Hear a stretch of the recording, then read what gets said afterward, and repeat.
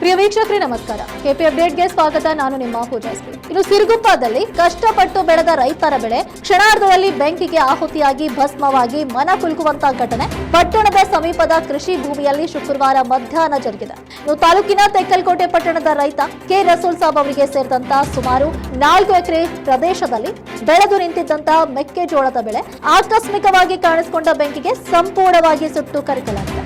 ಬೆಂಕಿ ಹತ್ತಿಕೊಂಡಂತಹ ಕೆಲವೇ ನಿಮಿಷಗಳಲ್ಲಿ ಹೊಲದ ಬಹುಭಾಗ ಬೆಂಕಿಗೆ ಆಹುತಿಯಾಗಿರುವುದು ತಾವು ಗಮನಿಸಬಹುದಾಗಿದೆ. ಇನ್ನು ಬೆಂಕಿ ಕಾಣಿಸಿಕೊಂಡ ತಕ್ಷಣ ರೈತರು ಸ್ಥಳಕ್ಕೆ ಧಾವಿಸಿದ್ದಾರೆ. ಇನ್ನು ನೀರು ಎರಚಿ ಬೆಂಕಿ ನಂದಿಸಲು ಪ್ರಯತ್ನ ಕೂಡ ಪಟ್ಟಿದ್ದಾರೆ.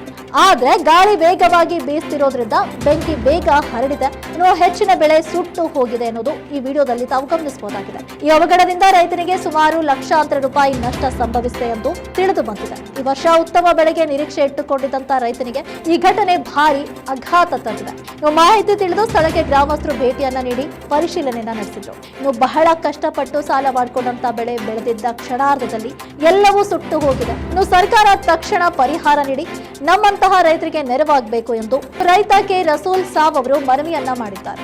ನಮ್ಮ ಊರು ತೆಕ್ಕಲಕೋಟೆ ಪಟ್ಟಣ. ನಾವು 4 ಎಕರೆ ಹೊಲದಲ್ಲಿ ಮೆಕ್ಕೆಜೋಳ ಬೆಳೆಯನ್ನು ಹಾಕಿದ್ದೀವಿ. ಈ ಕಟಾವು ಮಾಡಿ ಇಲ್ಲಿ ಹಾಕಿದಂಥ ಸಂದರ್ಭದಲ್ಲಿ ಈಗ ಒಂದು ಅಗ್ನಿ ಅವಘಡ ಸಂಭವಿಸಿದೆ. ಈಗ ಬೇರೆ ಕಡೆ ಎಲ್ಲ ಸಾಲ ಸೂಲ ಮಾಡಿ ನಾವು ಬೆಳೆಯನ್ನು ಬೆಳೆದಿದ್ವಿ. ಈ ರಾಶಿ ಮಾಡುವ ಟೈಮಲ್ಲಿ ಈ ಒಂದು ಅಗ್ನಿ ಅವಘಡ ಸಂಭವಿಸಿದೆ. ಹಾಗಾಗಿ ನಮಗೆ ಸರ್ಕಾರದ ವತಿಯಿಂದ ಯಾವುದೋ ಒಂದು ಪರಿಹಾರ ಧನದಲ್ಲಿ ನಮಗೆ ಸಹಾಯಧನ ನೀಡಬೇಕಂತೇಳಿ ಸರ್ಕಾರ. ಈಗ ಎಷ್ಟು ಎಕರೆ ಮೆಕ್ಕೆಜೋಳ ಸರ್? ಇದು 4 ಎಕರೆ ಬೆಳೆದಂಥ ಮೆಕ್ಕೆಜೋಳ ಆಯಿತು.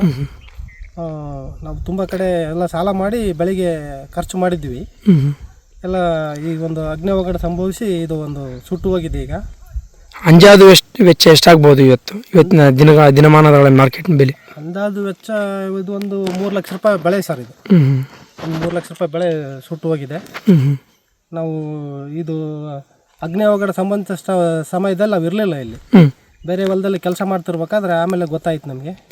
ಮತ್ತು ಸಂಬಂಧಪಟ್ಟಂತೆ ಅದು ಫೈರ್ ಆಫೀಸ್ಗೆ ಆ ಥರ ಏನಾದರೂ ದೂರವಾಣಿ ಸಂಪರ್ಕದಲ್ಲಿ ನಾವು ಫೋನ್ ಮಾಡೋದಾಗಿರ್ಬೋದು ಮಾಡಿದ್ರಿ? ಇಲ್ಲ ಸರ್, ನಮಗೆ ಗೊತ್ತಿರಲಿಲ್ಲ. ಇದು ಹತ್ತಿರ್ಬೇಕಾದ್ರೆ ಗೊತ್ತಿರಲಿಲ್ಲ, ಅಗ್ನಿ ಅವಘಡ ಸಂಭವಿಸಬೇಕಾದ್ರೆ ಗೊತ್ತಿರಲಿಲ್ಲ. ಆಮೇಲೆ ಬಂದು ನೋಡಿದ್ವಿ, ನಾವೆಲ್ಲ ಸುಟ್ಟು ಕರಕಲಾಗಿತ್ತು. ಹಾಗಾಗಿ ನಮ್ಮ ಗ್ರಾಮದ VSRಗೆ ನಾವು ತಿಳಿಸಿ ಇದನ್ನು ಒಂದು ಮುಂದಿನ ಪರಿಹಾರಕ್ಕಾಗಿ ತಮ್ಮಲ್ಲಿ ಬೇಡಿಕೆಯನ್ನು ಇಡ್ತಾ ಇದ್ದೀವಿ. Thank you sir. ಇನ್ನು ಸಿರುಗುಪ್ಪ ತೆಕ್ಕಲಕೋಟೆಯಿಂದ ಸಾಯಿಬಾಬಾ ಕೇಳ್ತಾರೆ. ಇಂತಹ ಮತ್ತಷ್ಟು ಅಪ್ಡೇಟ್ಸ್ಗಳಿಗಾಗಿ ನೋಡ್ತಾರೆ KP News 24/7. ಧನ್ಯವಾದಗಳು.